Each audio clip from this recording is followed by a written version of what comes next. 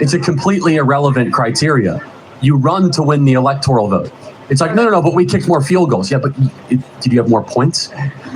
So the electoral, which is the ultimate tally of points, not how many yards you get. Right. Which, I mean, I'm still trying to follow ball and all that. For sure, I get that. Yeah. What's your name? Michaela. Michaela, I want to get to the next question. I want you to do what we said. Try to follow some of our accounts. If not, that's fine. There's a lot of propaganda out there. Try to bring down the noise. And I will say this. Donald Trump has people around him, 2 former Democrats that ran for the presidency. Do you know who those people are? If not, that's okay.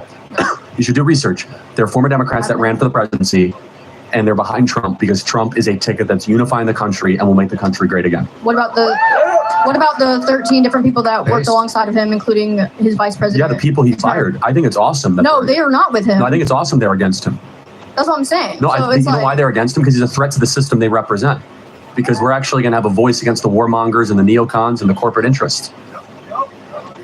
Okay. And you know, over 300 former generals and military officers just endorsed Trump. So, just the other day. Thank you very much. Appreciate it. Okay. Thank you.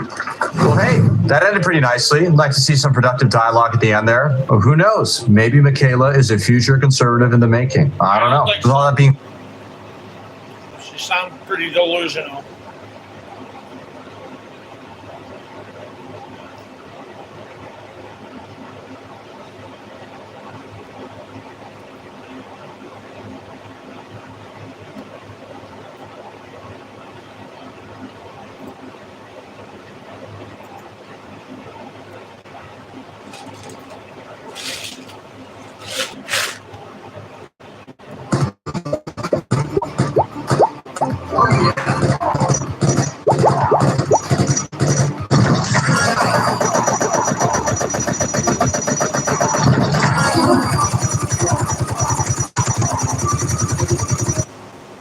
Charlie Kirk creams a race-baiting college professor. Guys, you're not going to want to miss this. This is a good one. I don't know about you, but I always love to see Charlie Kirk absolutely hand it to somebody, especially when it's a college professor specifically, because unlike the students, these people are smart, or at least in theory they are. Obviously, they aren't always as smart as they think, as we're going to see right in a moment.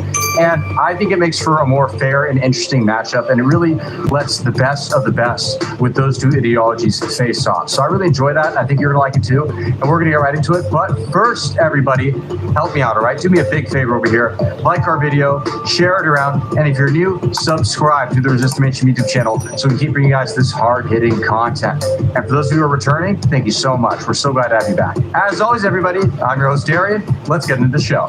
Given the concerns you've expressed about censorship and interference with free speech, I wonder how you view the laws in Florida and other states that restrict what professors can teach about racism in the classroom. I mean, obviously you disagree with the doctrines you teach, but why, would you extend to them the same right to free speech that you advocate for everybody else?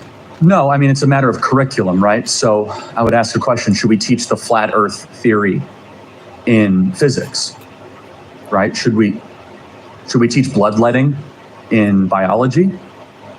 Should we teach lobotomies in medical school? Or should we teach eugenics and ethics?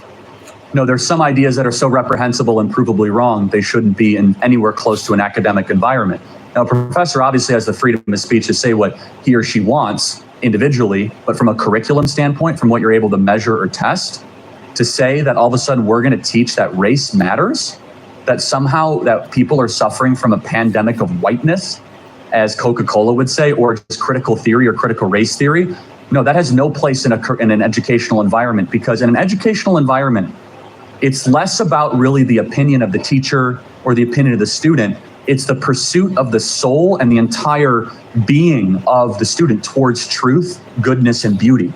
And so you must have a teleological destination for that. Yes, a follow-up. Just one follow-up, which is, so you would say that the idea that... To Charlie Kirk's point, here's a question where I think both the right and the left, funnily enough, might find some agreement. At least most people who identify that way. Can we have professors in university teach students that the soldiers of a certain mustached man who lived in Germany in the 1940s should be revered and treated as great people, heralded as heroes, and taught to be an example to follow? Something tells me that professor over there would say no.